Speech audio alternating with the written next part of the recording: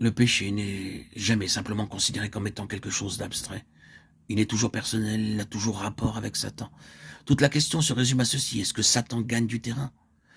Nous prenons trop souvent ces choses à la légère, nous pensons à des défauts, nous parlons de faiblesse et d'imperfection.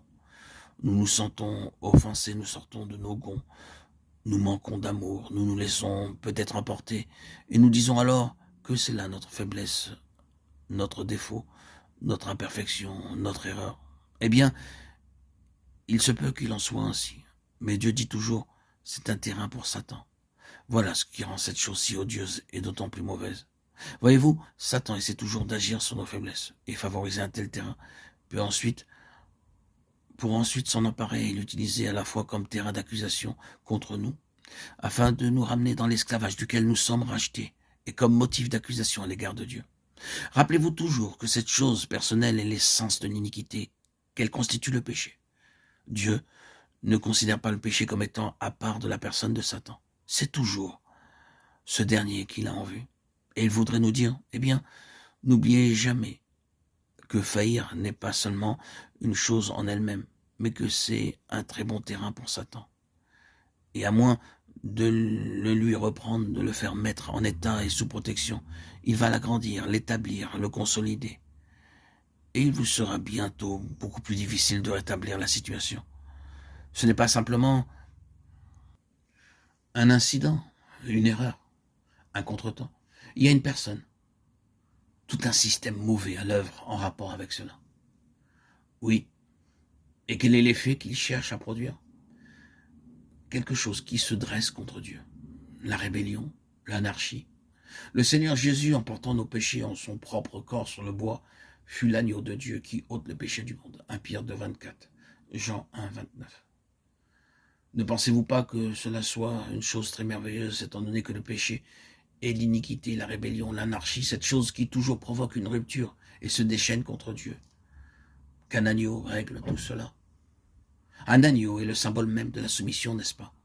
Semblable à un agneau qu'on mène à la boucherie. Ésaïe 53, 7.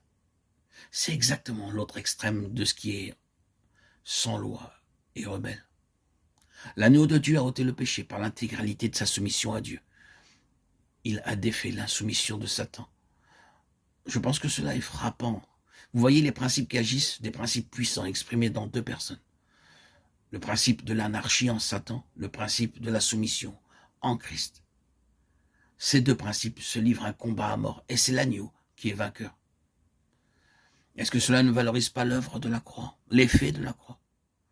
Reconnaissez-vous la raison de la croix et pourquoi la croix en vous et en moi? Que devons-nous hériter de la croix? Que signifie-t-elle comme principe permanent d'activité en nous? Si la croix agit réellement en nous, nous serons toujours davantage soumis à Dieu, n'offrant pas de résistance, mais l'acquiescement dans l'esprit de l'agneau. Quel conflit cela fut! C'était le conflit entre deux natures. Le conflit entre le péché, dans le sens particulier de la rébellion et de l'anarchie, d'une part, et l'esprit de « Voici, je viens pour faire, ô Dieu, ta volonté. Tu m'as formé un corps. » Hébreux 10, 1, 5.